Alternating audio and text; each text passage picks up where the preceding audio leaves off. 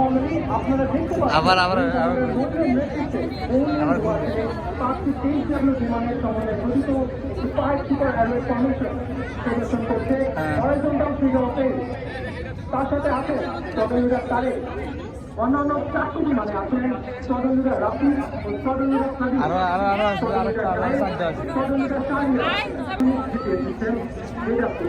এবং মাল্টিফাংশনাল অত্যাধুনিক প্রযুক্তি সম্পন্ন এই বিমানটি বাংলাদেশ বিমান বাহিনীর 15 নম্বর দলের অন্তর্ভুক্ত।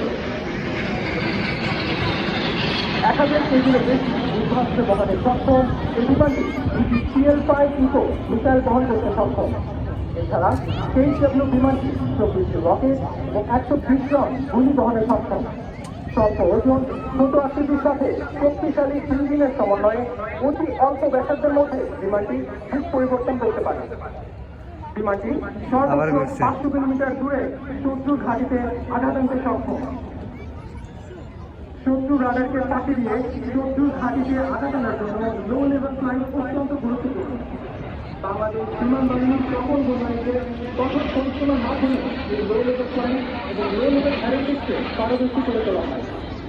লো লেভেল অ্যারোস্পেসের জন্য একজন পাইলটের শারীরিক